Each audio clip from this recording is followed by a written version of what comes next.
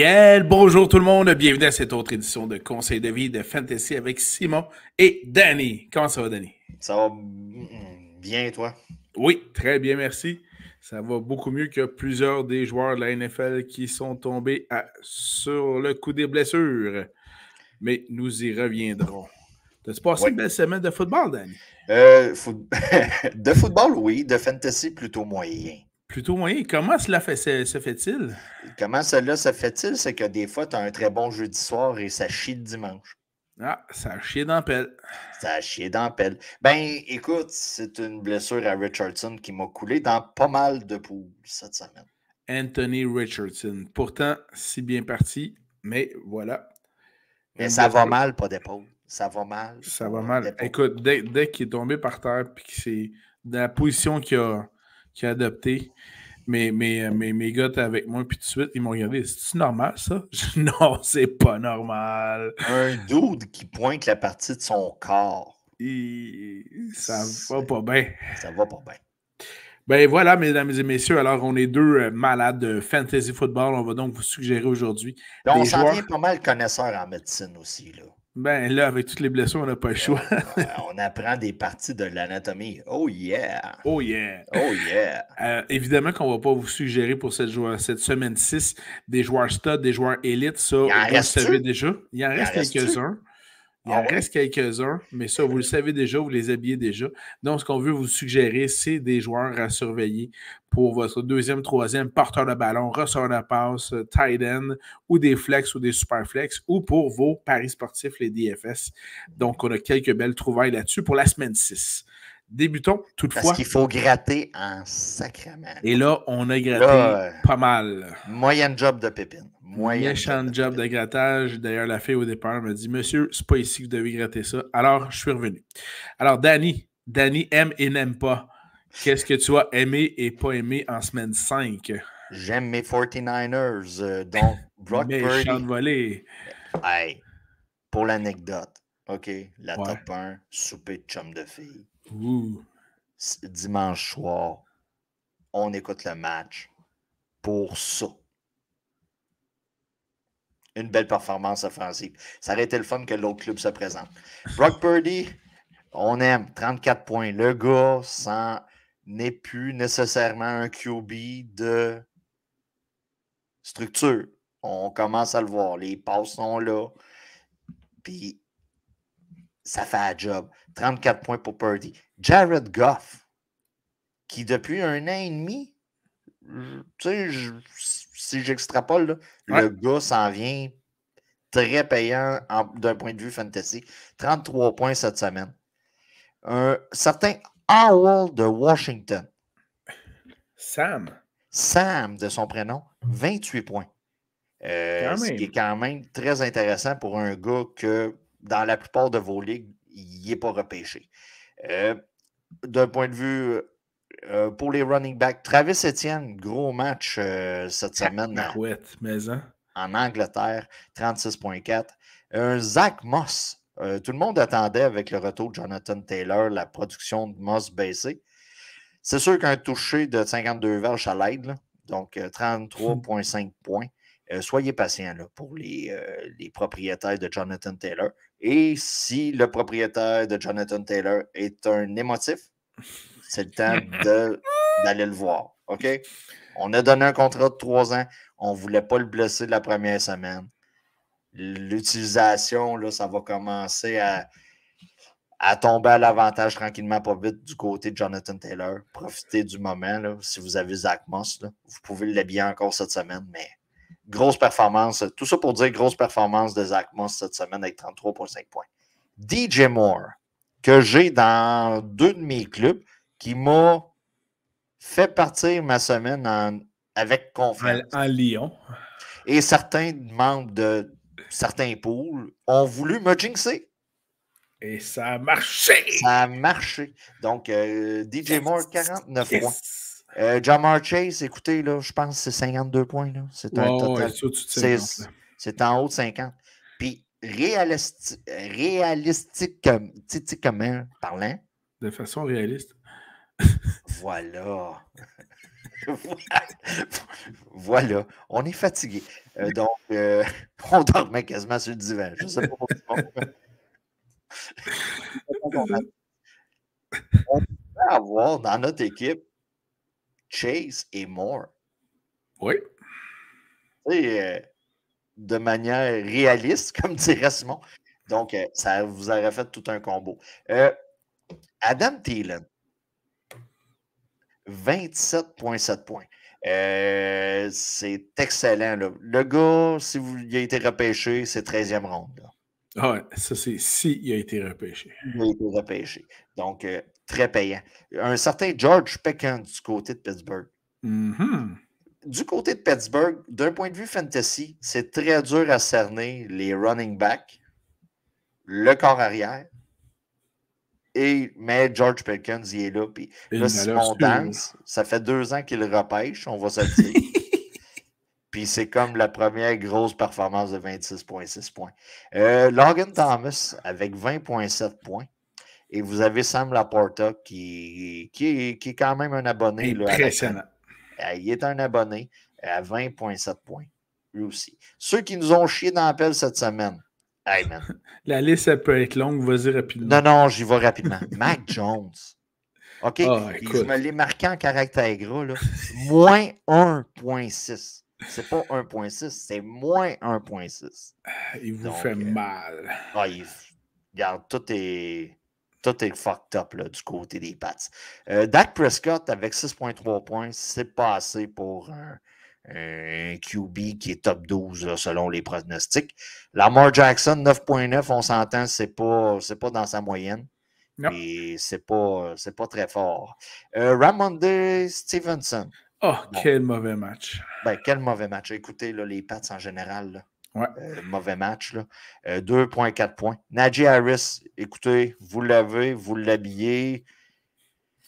5 points. Ça va vraiment pas bien. Et vous avez Devonta Smith aussi, là, du côté de Philadelphie, avec un maigre, mais très maigre, 1,6 points. C'est pas mal ceux qui nous ont chié dans l'appel cette semaine. Et rapidement, je veux juste parler de Miami. Bon, on va parler des blessures tantôt, mais vous avez un joueur des Dolphins, vous l'habillez. Là. Et voilà. Je voulais juste préciser, pour ceux qui nous ont écoutés la semaine dernière, on mentionnait des joueurs surveillés dans la catégorie des carrières à surveiller. Je vous avais dit, et tu te rappelles bien, Danny, c'est bien un match qui va relancer la saison de Joe Burrow. C'était contre les Cards. Oui. Et qu'est-ce qui est arrivé? Il a relancé sa saison. Oui, et il y a toujours la semaine prochaine. Donc, attendons voir. Attendons voir, mais c'est bien reparti. Allons rapidement du côté de l'infirmerie où c'est complet. On jurait que c'est le CH. Oui, en temps normal, oui. Évidemment, on va y aller dans les grosses nouvelles, là, parce que sinon, il y en a un sharp et une barge. Là. Très important, meilleur wide receiver, meilleur receveur de passe de la Ligue, Justin Jefferson a été placé sur le ER, sera absent au minimum 4 semaines. C'est gros comme nouvelle, cela. Écoute, normalement, en mode redraft, c'est le premier qui partait. Voilà. Donc, très grosse nouvelle. Ensuite, le porteur de ballon, Devon Achane. Et il est attendu qu'il manque plusieurs semaines, 2, 3 minimum. C'était peut-être question de le mettre sur le ER aussi. Donc, à surveiller de ce côté-là. Quand on en parle, c'est jamais bon. Ouais, c'est ça. Tu sais, normalement, là, quand on parle de blessure, là, les coachs parlent, tu sais, là, blessure à tel niveau. Écoutez, on ne pense pas qu'il va être sur l'IR. Tu sais, c'est pas mal l'une des premières choses qu'on mentionne. Mais là, quand il l'exclut dans les états-majors. Puis... Voilà. Sinon, autre grosse perte, une des seules armes offensives des Cardinals de l'Arizona, le porteur de ballon James Conner est lui aussi pressenti pour manquer plusieurs semaines d'activité. Possiblement le IR, c'est pas encore confirmé là-dessus. On en parle. Faites pas le saut. Faites pas le saut, on en parle. Le porteur, pas le porteur, mais l'ailier rapproché Dalton Kincaid des Bills de Buffalo a été placé dans le protocole de commotion cérébrale. Ce n'est pas très bon. Alors, Dalton Kincaid Donc, à suivre là, de ce côté-là. Et ça, c'est un bref aperçu. Il y en a un paquet d'autres, mais c'est les plus importantes. C'est les plus importants, c'est ceux qui sont déclarés. On brise le 4e mur, on est le 10 octobre. C'est ceux qui sont déclarés depuis 8 h à matin jusqu'à 9h30 du soir. Là. Tout à fait. Puis là-dessus, il ne faut pas oublier, là, il y a des gars qui étaient en bye week, qui retournent au jeu, comme les Chargers, dont Austin Ekeler, mais qui est encore questionnable. Etc.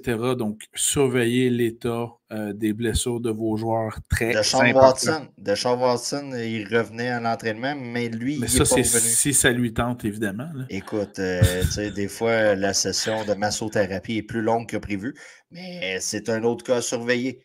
Rapidement pour les waivers. Oui, allons du côté des agents libres. Juste avant de commencer, les waivers, il y a des équipes en bye week cette semaine. On est chanceux, il y en a juste 2. On n'est pas encore dans Bye Mageddon. On a les Green Steelers Bay et les Steelers. Packers Steelers. Et c'était vos line-up tôt le dimanche matin ou tard samedi soir parce que vous avez les Ravens contre les Titans à London. Donc, un autre match à 9h30 dimanche matin. C'est ça. Fait que, yes. Rapidement pour les waivers. Blessure à Richardson, on en a parlé. Donc, sur les waivers, Gardner Minshew va être très populaire. En fait, corps arrière, là, c'est pas mal le numéro 1. Blessure à Daniel Jones, on n'en a pas parlé. Blessure au niveau du cou, si je m'abuse. Là. Abuse. Si je m'abuse, oh yeah! Donc, Tyrod Taylor. Oh oui, monsieur. Peut-être vous vous souvenez du gars qui s'est fait percer une petite poncture dans le poumon. Et c'est ce qui a amené Justin Herbert. Voilà. Il est sur les waivers disponibles du côté des Giants. Faites une recherche des fois. Dobbs du côté d'Arizona. Tantôt, tu as dit que Connor était le seul arme. La seule arme. Je suis pas sûr. C'est pas sûr. Okay, écoutez, vous avez Hollywood Brown. Vous avez Hollywood Brown qui va dans le double digits. Puis vous avez Dobbs aussi. Là. Un peu de respect pour les Cards. Un peu de respect. Parlant des Cards, au poste de running back, Emari DeMercado. Ah, c'est-tu la belle trouvaille, ça? Disponible dans 95% des ligues, évidemment. C'est lui qui va être qui devrait être le premier porteur de ballon chez les Cards pour la semaine 6. Avec la blessure de Hashan, surveillez la disponibilité de Jeff Wilson dans vos ligues. Dans le fond, ce qui va arriver probablement, c'est que un va tomber sur le IR et l'autre va sortir du IR. Dans le fond, on joue à la chaise musicale un peu du côté de Miami. Ouais. Jeff Wilson, Justice Hill du côté de Baltimore, Chubba Hubbard du côté de Caroline, Samaje Perine et Kendre Miller du côté de Nouvelle-Orléans. Dans les porteurs de ballon, j'ajouterais, parce que là, on est mal en point du côté des Bears. Oui. Herbert blessé, Rashan Johnson blessé. Donta Foreman. Donta Foreman pourrait donc hériter du rôle de premier porteur de ballon pour la semaine 6 chez les Bears. Qu'arrivera-t-il la semaine 7? Seul Dieu le veut. Mais on gère à la petite semaine en ce moment. Là. Oh, chez les Bears, tout à fait. Non, mais je parle même de nous autres. Même fantasy, effectivement. Oh, et d'un point de vue fantasy, il faut gérer à la petite semaine. Les grands plans ne marchent pas. Là. Ouais. Du côté des wide receivers, on a parlé de l'absence de Justin Jefferson. Écoutez, on a vu des rapports aujourd'hui qui disaient que le 4 matchs du IR pourrait ne pas être assez. Et on parle même de retarder peut-être le retour au jeu, tout dépendant de la fiche de l'équipe. Alors, s'ils sont disponibles sur les waivers... KJ Osborne, Addison. Et Jordan Addison. Donc, garochez-vous dessus. Vous avez Josh Reynolds du côté de Détroit et Quentin Johnston du côté des Chargers. Les Chargers reviennent la bye week est terminée. Donc, c'est le temps d'aller chercher des Chargers sur les waivers. Avais-tu d'autres wide receivers pour moi? Oui, Josh Downs avec les Colts. Oui. Qui a eu 25% des passes en sa direction au dernier match.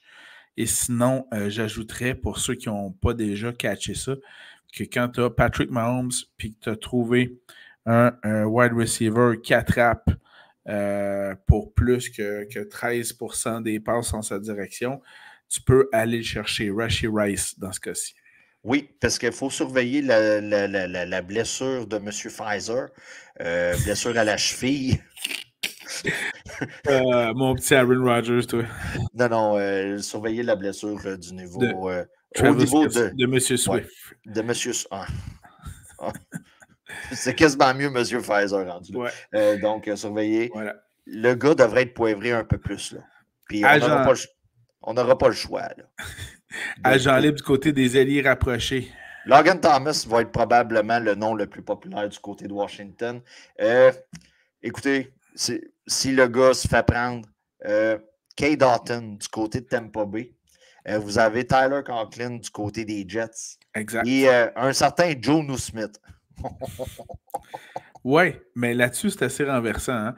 Chez les Falcons, le receveur le plus ciblé la semaine dernière, Kyle Pitts, 27% des passes.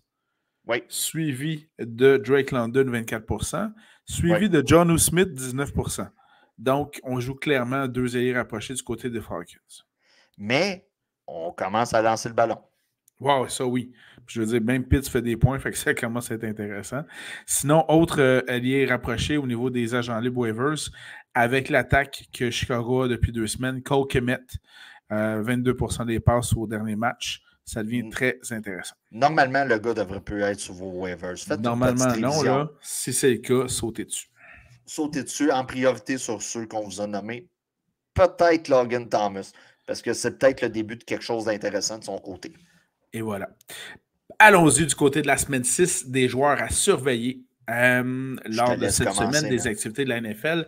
Débutons par les carrières. Écoutez, le départ de la semaine, pour moi, c'est Gardner Minshew avec les Colts contre les Jags, 4e pire défensive contre le jeu aérien. Ils ont accordé plus de 1300 verges par la passe en 5 matchs. Faites les calculs, c'est un beau petit ratio. Donc, Gardner Minshew pour les Colts, un beau départ. Puis Gardner va faire la job, là. Je sais que... sac, mais en termes, pas juste football, là, fantasy football, il va faire la job. OK, vous avez Patrick Mahomes, vous avez Joe Burrow. C'est clair. Mais un super flex avec confiance, Minshew. Vos paris sportifs DFS avec confiance également aussi. Kirk Cousins, OK, je sais qu'on perd Justin Jefferson, on perd un gros morceau. On a toujours Addison, on a toujours Osborne, on a toujours Hawkinson. Et voilà. On a même Matheson, on a même Akers qui sont capables d'attraper le ballon dans le champ arrière. Mais on affronte Chicago qui laisse n'importe qui avoir un semblant de bon match à l'offensive contre eux. Donc, il ne devrait pas avoir de problème. Et c'en est un qu'il va falloir surveiller les rumeurs là, au cours des prochaines semaines. Là. Tout à fait. D'ailleurs, Chicago est, comme tu l'as mentionné, la pire défensive contre le jeu aérien après 5 semaines. Donc, effectivement, à surveiller. On a toujours ciblé l'équipe qui joue contre Arizona. Dans ce cas-ci, Matthew Stafford qui joue contre Arizona. Je sors le stylo de ma fille et je barre aussi de mon côté. Donc, Matthew Stafford contre Arizona, 5e pire défensive contre le jeu aérien. Donc, ça promet du côté des Rams. Tu veux un corps arrière qui veut se relancer. Oui. Tantôt, on a parlé d'Arizona, on a parlé de Chicago. Un club où c'est facile de relancer une attaque qui a eu de la misère la semaine précédente, c'est contre les Chargers. Donc, Dak Prescott contre les Chargers, c'est un match-up très intéressant et on va avoir beaucoup de choses à prouver du côté des Cowboys. About them Cowboys. Sinon, on n'aurait jamais cru ça au début de saison, mais dans ce qui devrait être un bon duel aérien avec beaucoup de passes, beaucoup de points, c'est le duel entre les Lions et les Buccaneers. Et dans ce cas-ci, Baker Mayfield a surveillé contre la défensive aérienne des Lions. Donc, surveillé de ce côté-là. Donc, Baker Mayfield, évidemment, flex, super flex, DFS, paris sportif. Si c'est votre numéro 1, c'est parce que vous aviez Richardson puis vous aviez Burrow. C'était pour ça. Normalement, j'aurais ri. Mais puisqu'on est rendu semaine 6 et que le gars a quand même bien performé depuis le début de la saison, avez-vous vu ma face de carême? Et voilà. Et voilà. Ça a du bon sens. Ça a du bon sens comme affirmation. T'as-tu d'autres corps à surveiller en semaine 6? Non, c'est correct. on passe au running back. Porteur de ballon à surveiller en cette semaine 6 des activités de la NFL. Qui nous suggères-tu, Danny? Le gars est tout seul. Le gars est dans probablement la meilleure attaque de la Ligue en ce moment. Raheem Mostert du côté de Miami contre la Caroline. Alors, je vais également prendre le stylo et je vais barrer Mostert car il est présent sur 59% des jeux offensifs de son équipe. Il est effectivement tout seul. Même quand Ashan jouait, Ashan c'était à 48%. Donc, Mostert dominait vraiment. Et certaines mauvaises langues vont dire que Caroline va se faire défoncer. Donc, ce qui arrive quelquefois. Alors, excellent choix, Mostert. Oh, d'or Caroline. Sinon, j'y vais contre. Je vais prendre un porteur de ballon qui joue contre la pire défensive contre le jeu au sol, Denver. Et c'est justement M. Pacheco, présent sur également 59% des jeux offensifs de son équipe, avec les Chiefs, qui jouent d'ailleurs ce jeudi donc contre les Broncos de Denver à Kansas City, si je ne me trompe pas. Alvin Kamara contre Houston. Match-up très intéressant. Puis Kamara est très payant aussi au niveau de la passe. Là, on regarde 12% des passes tentées en sa direction.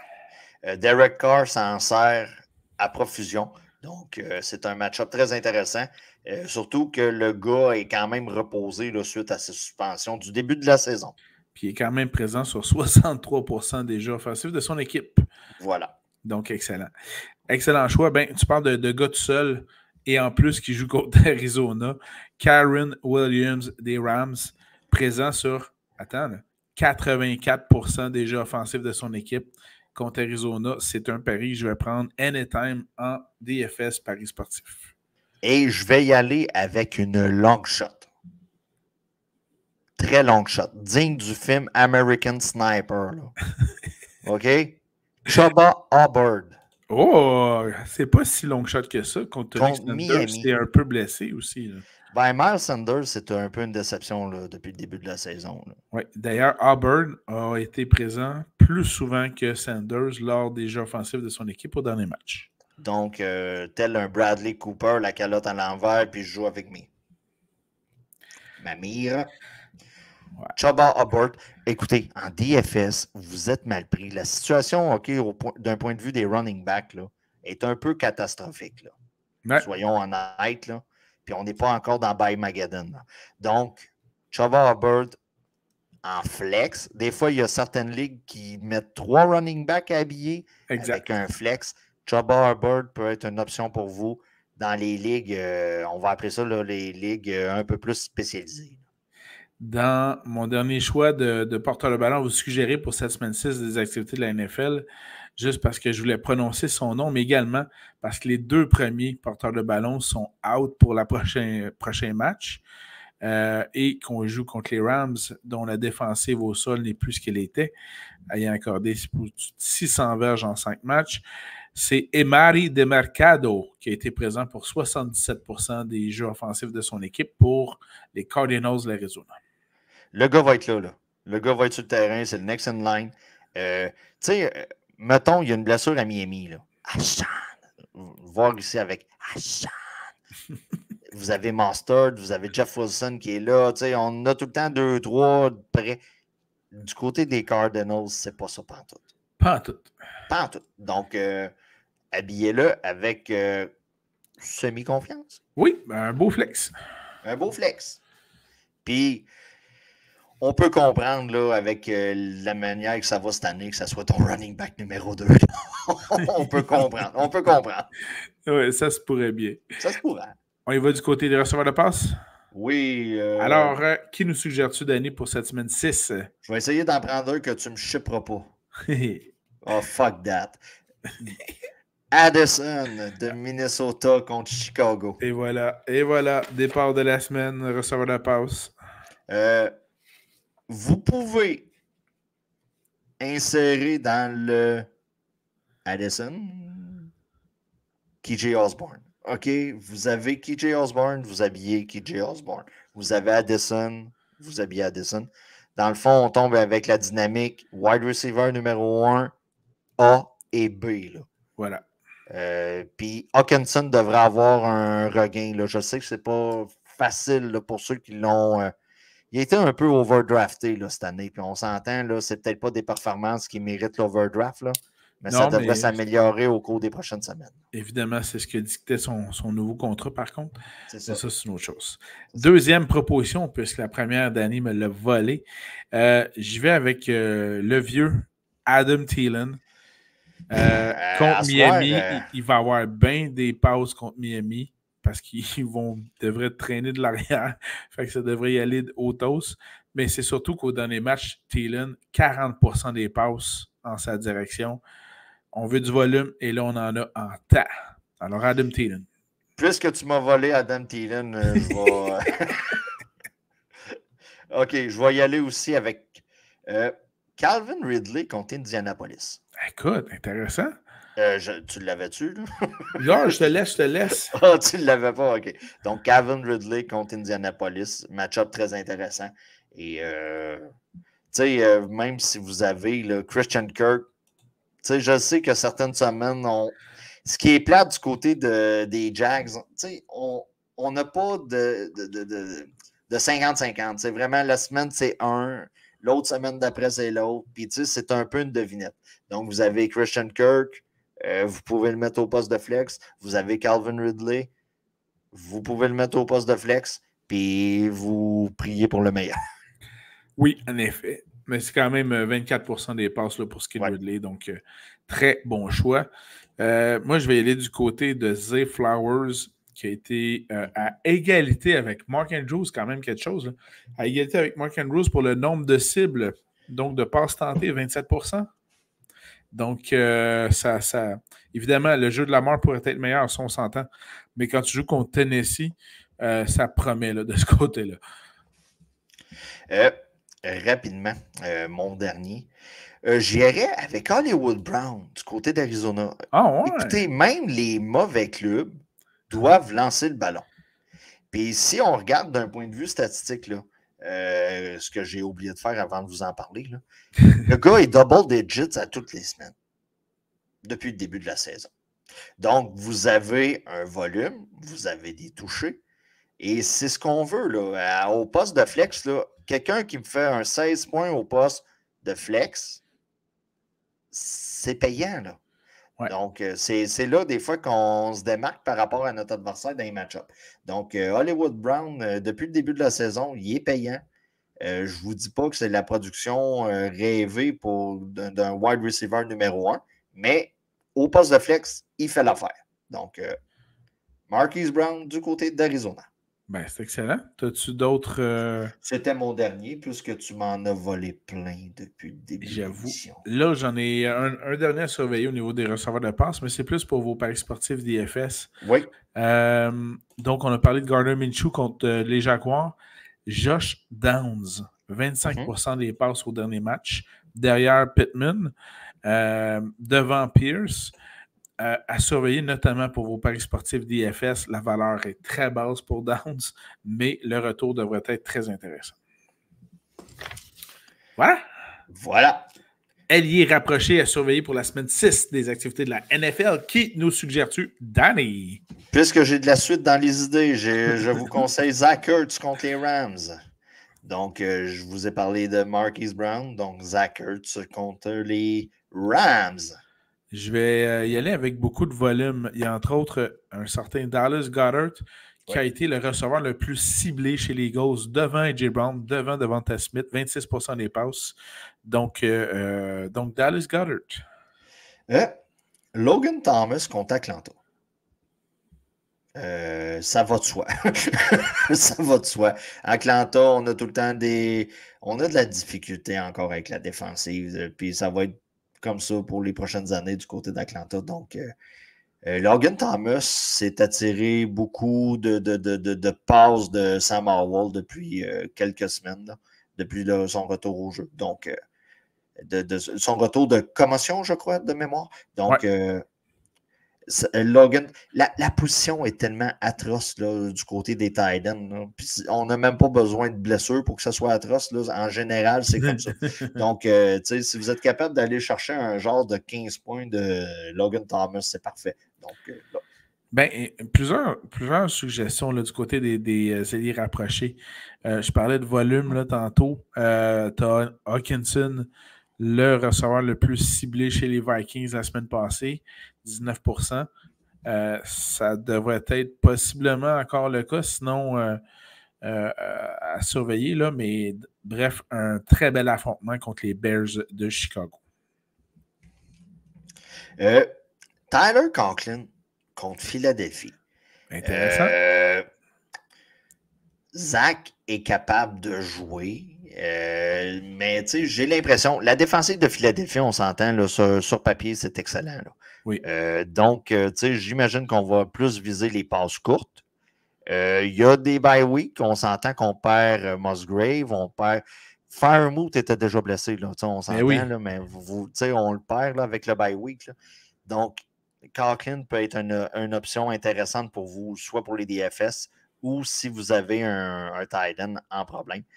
Vous avez Kelsey, puis on annonce que la cheville, elle va plus ou moins bien. Là. Ben, ça peut être quelqu'un sur qui se rabatte en cours de route, qui va être probablement disponible là, dimanche matin, là, dernière minute là, sur vos waivers. Là. Je vais y aller en rafale là, de quelques noms. Là. Evan Ingram, 18% des passes la semaine passée pour les Jags. Sinon, Dawson Knox avec Kincaid de blessé, 17% des passes. Ça va aider, ça. Ça va aider. Puis il y en a Cole Kmet, toujours dans cette prolifique attaque des Bears depuis 2 semaines. Attendons voir comment de temps ça va durer. Voilà. Faut pas embarquer dans le bandwagon. C'est juste ça. Avais-tu d'autres alliés rapprochés à suggérer? C'était tout. Hein? Habillez vos studs. Défensive à surveiller. Qui nous proposes-tu, Danny, pour cette semaine 6? Écoute, pour moi, le match-up de la semaine, je n'ai pas été avec un Dark Horse sans rien. Là. Les Bills contre les Giants. Tu surtout voiles tous mes choix cette semaine. Cette semaine, c'est une semaine comme ça. Là. Si, étudions la situation, là, tranquillement. Saquon Barkley, on n'est pas sûr qu'il revienne cette semaine. Non, ensuite de ça, Daniel Jones, vous allez dire, Daniel Jones, c'est quand même pas le corps arrière partant qui serait dans la formation. En gros, là, il y a un gros billboard, puis c'est écrit « Habiller cette défensive-là ». Donc, la défensive des Bills contre les Giants. Excellent. De mon côté, on habille toujours la défensive qui joue contre Arizona. Même si elle a perdu un peu de lustre, celle des Rams devrait quand même être intéressante contre Arizona. Et puisqu'on laisse toujours Russell cooker dans sa cookerie, habiller la défensive de Kansas City contre celle de Denver, il va arriver de quoi? Écoute, même les Jets ont réussi à battre Denver en étant moyens. Là. Tout le monde a parlé de Nathaniel Hackett, c'était le revenge game du coach, puis patati patata par rapport à Sean Payton. Mais on n'a pas connu un si incroyable game que ça. Là. Donc, Denver est dans la boîte. Habillez votre défensive de Kansas City contre Denver.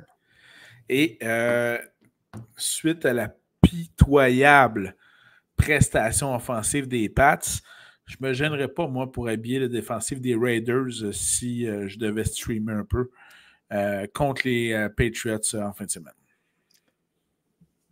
Écoute, avec le match de Max Crosby en plus lundi soir, c'était assez phénoménal. Puis on va se le dire, là, les Pats, là. On est revenu aux Pats d'avant Tom, là. Oui, oui. De bien avant Tom. Donc, écoute, c'est atroce, là. Tu sais, il y a des fans pas mal au Québec, là, des Pats, là. Tu sais, on vous dit pas de débarquer du bandwagon, là, tu sais, parce qu'on n'empêche pas un cœur d'aimer, là. Mais, tu sais, des fois, il faut savoir tirer sa plug, là. Donc, quand on est au palliatif. Donc, commencez à magasiner un autre club, c'est ça que ça veut dire. Puis si vous voulez un club que les arbitres favorisent, là, allez du côté de Kansas City. De toute façon, ils savent c'est quoi, hein? Ils en ont profité pendant toute l'année. Ils en ont profité. Ben, si tu veux revivre 10 ans, le même pattern que tu as vécu pendant 10 ans, joins-toi à Kansas City. Pas mal ça. Et puisque Cleveland, là, OK, on va se le dire, là, Deshaun Watson, on n'est pas sûr de s'il va amorcer la semaine. Puis la défensive est forte. Là. Elle a très bien joué contre les Cowboys. La défensive des 49ers contre Cleveland, pour moi, c'est un match-up.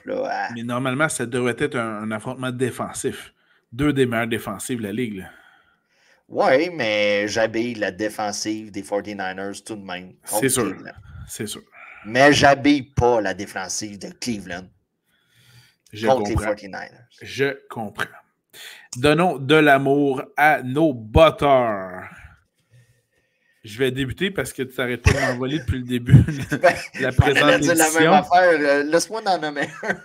Alors, je vais y aller avec, juste parce que, là, s'il vous plaît, là, googlez ça après le podcast ou pendant. Là, la face de Blake Group des Saints de la Nouvelle-Orléans, ça va à peine. Un gros fraisier. Là. Il n'y a pas de fraise en face, mais juste une forme de fraise. En tout cas, vraiment. Là. Blake Group. Mais il faut dire qu'ils ne peuvent pas tous avoir des beaux crânes comme nous. Ben voilà, exactement. Hein? Voilà. À un moment donné, quand tu l'atteins, tu l'atteins. Mais dans ce cas-ci, le batteur Blake Groups des Saints contre les Texans de Houston, en plus d'avoir une bonne défensive, devrait lui donner l'opportunité d'avoir le ballon assez souvent. Brandon Aubrey contre les Chargers. Évidemment. Ben, ça va de soi. Ça va de soi.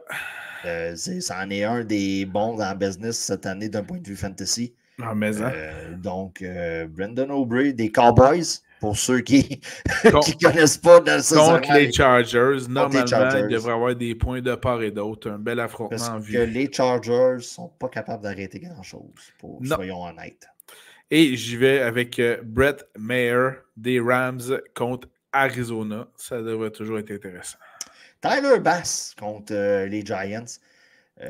Beaucoup de problèmes du côté des Giants. Les pauvres Giants. On a fait les séries l'année passée, puis... on n'aurait peut-être pas dû. Ben écoute, on s'entend que c'était peut-être une année de flouke. Là. Donc, Tyler Bass contre les Giants, ça devrait être assez payant d'un point de vue fantasy. Excellent. Alors, passons à la portion conseil de vie du podcast. En fait, je me permets une gorgée d'eau et je te laisse commencer. Ah, OK. Je voulais faire la même affaire. OK, rapidement, le temps que tu bois. Il est arrivé une histoire. Le groupe Yvon Michel. Non, groupe Yvon Michel, ça a brassé. Je ne sais pas si tu as vu l'histoire de Kim Clavel. Ben, j'ai vu qu'elle avait gagné de façon partagée. Non, elle a perdu de façon partagée.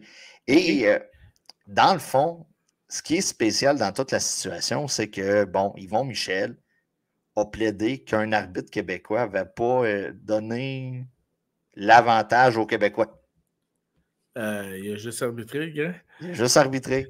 Mais en gros, c'est que ça revient à ce que j'ai toujours dit.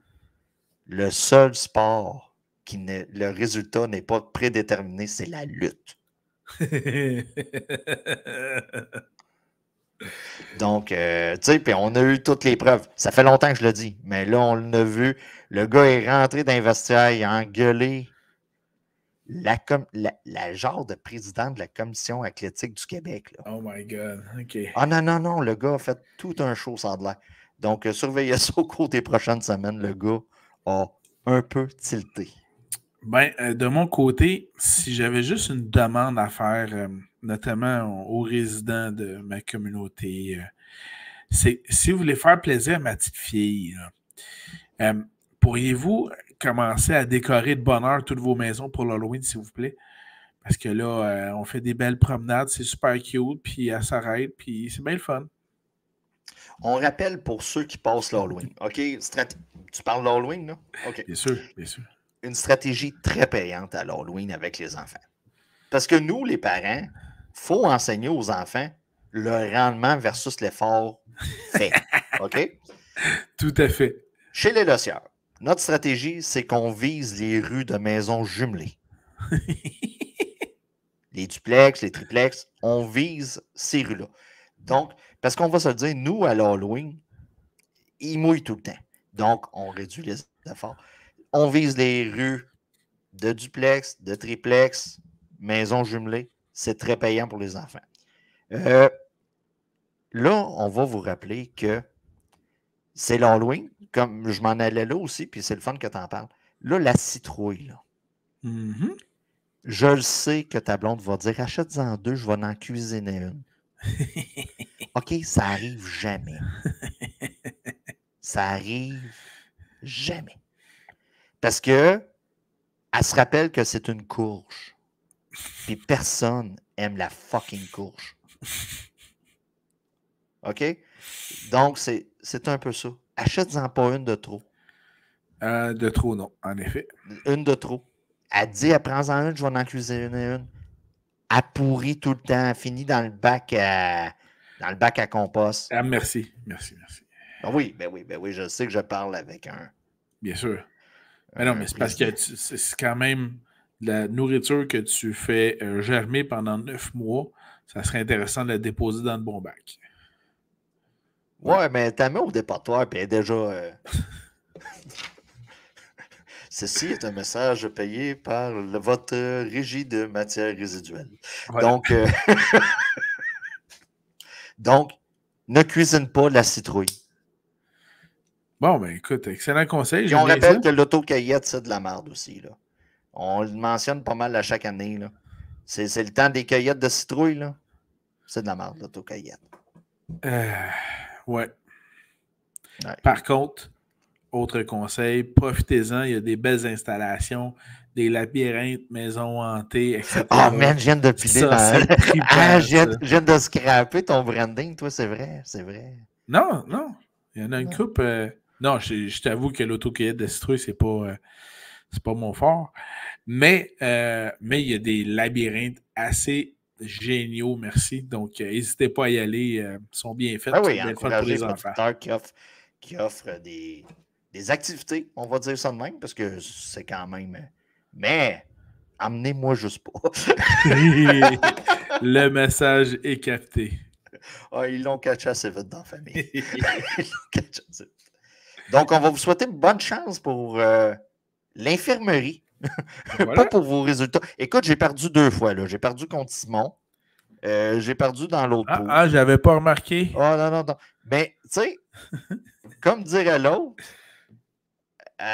comment qu'il disait ça, Marc Bergevin? À la fin de la journée? À la fin de la journée, l'important, c'est que tu peux rhabiller tes joueurs la semaine suivante. Oui, c'est vrai. Pour la petite histoire, là, dans ton pool à toi, on était coude à coude et toi, il te restait le fameux Christian McCaffrey qui avait fait quoi? 40 points la semaine précédente. Là. Et ça s'enligne bien parce que là, un bon début de match de McCaffrey. Mais voilà que rapidement, les 49ers mettent les Cowboys en déroute. Évidemment, pour préserver l'état de santé de McCaffrey, il est retiré du match. Il n'y avait donc plus aucune chance pour Danny de pouvoir faire des points et ainsi me dépasser. Ben, tu sais, d'un certain point de vue, je le comprends. Là. Ben oui. C'est surtout que j'affrontais quelqu'un, toi, qui avait Carroll qui a fait 3 touchés. Dont son chandail en dessous de son uniforme marqué Fuck Dallas. Ouais, ça. Ça, c'était hâte. Ça, c'est méchant, ça. D'ailleurs, je termine en mentionnant que dans la même journée, la NFL, sur le même jeu, un jeu truqué, on a donc à ce moment-là 2 alliés rapprochés de la même université de Iowa qui ont chacun marqué un touché, Kittle avec San Francisco et Laporta avec les Lions. Donc, allez voir les faits saillants, c'est des beaux jeux à regarder. Retenez la question, peut-être un jour elle sera à taxi payant. Donc, c'était le 8 octobre 2023. Voilà. Retenez la date. Alors, c'est dit. Merci beaucoup, Danny, pour cette autre édition. Je souhaite à tout le monde de bons matchs fantasy football pour cette semaine 6 des activités de la NFL. Suivez-nous sur Facebook, YouTube, podcasts comme, entre autres, Apple Podcasts, Google Podcasts, Spotify. C'est ça qui est ça. Et si vous avez des questions, n'hésitez pas, on est toujours ouvert, toujours prêt à répondre à vos questions. Un grand merci de nous avoir suivis. C'est toujours un plaisir de vous revoir et à la prochaine. Ciao, bye! Bye bye.